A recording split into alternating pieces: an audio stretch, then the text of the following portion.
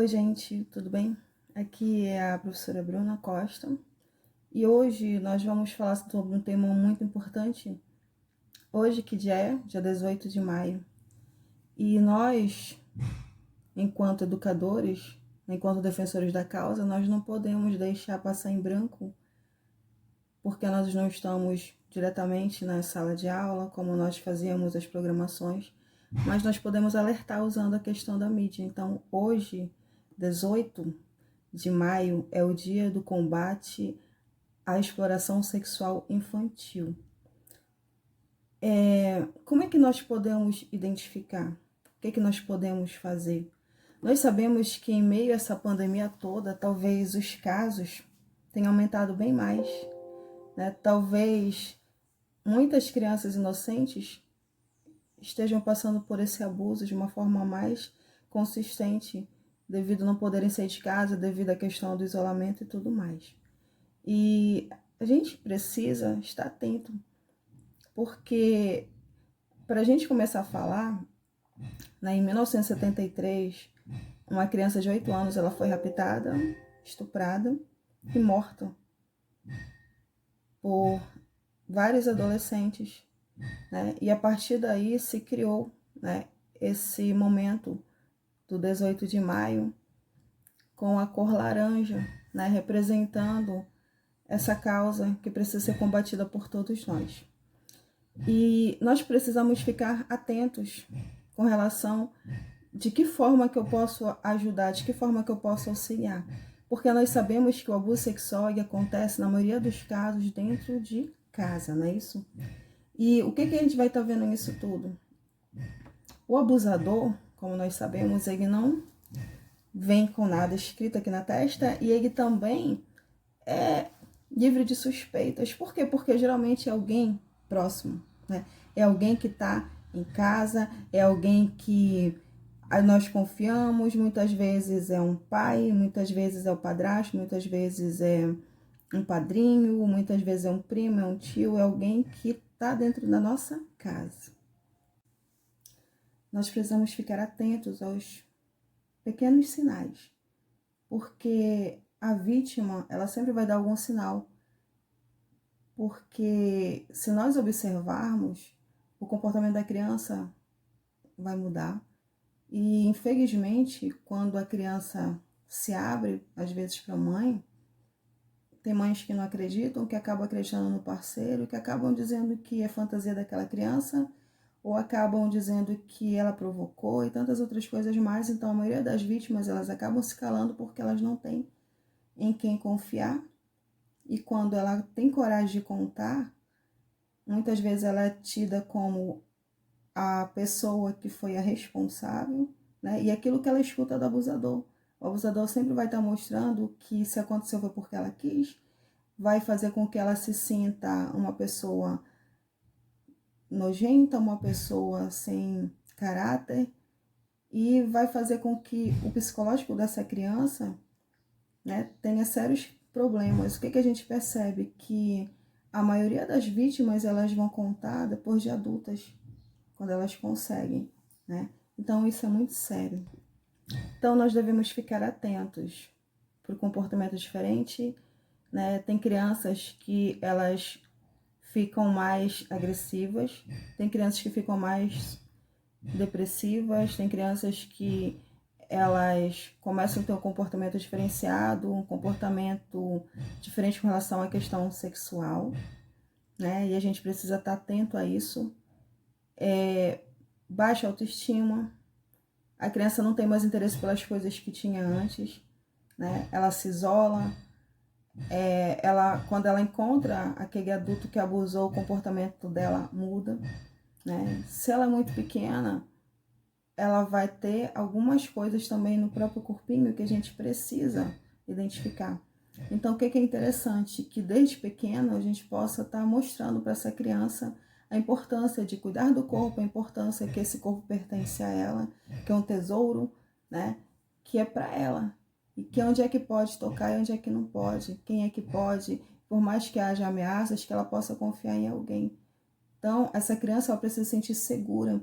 Nós podemos, sim, começar uma educação sexual com crianças de acordo com a faixa etária delas, alertando, né? Mostrando o que pode acontecer, mostrando que ela não pode se calar se alguma coisa acontecer com ela, se alguém tocar em uma parte íntima dela.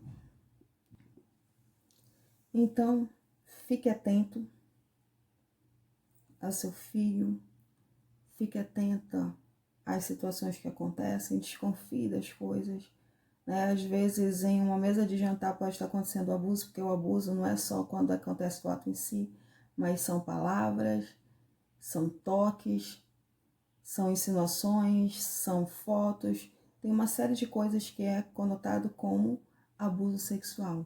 Né? E pensando nisso, esse ano eu fiz uma cartilha para alertar sobre abuso sexual infantil. Então lá você encontra conceito de abuso, você encontra as formas de violência, você encontra como identificar o abusador, o que fazer se a criança descontar, como reagir, fui abusada, e agora o que eu posso fazer, né? Como eu posso ser amada, como eu posso viver a partir disso. Então tem várias situações numa linguagem boa que dá para que permite, né, com que você, pai, você professor, você possa realmente tentar ajudar a combater isso. Então não se cale. Não deixe que mais crianças sejam vítimas. Né? Se você foi vítima, você pode ajudar outros a não serem mais. Se você não foi, mas você sabe, você pode denunciar também. Então, há várias formas de tentar combater. Né? Acreditamos que acabar 100% não acontece, mas se cada um começar a fazer, né? Cada um começar a se alertar, cada um começar a orientar, com certeza esses abusos eles vão diminuir, sim.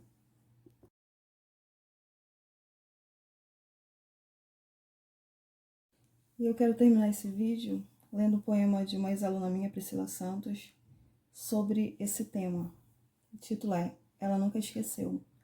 Ela não lembra do nome dele, ela não lembra a fisionomia dele, ela não lembra quantos anos tinha quando aconteceu, mas lembra e sabe que eram menos de 5. Ela não lembra quando começou.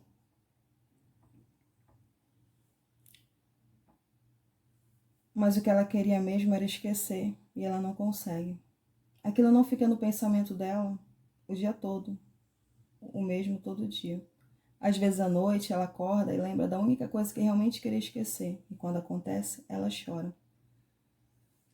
Chora como uma criança que perdeu a amada mãe.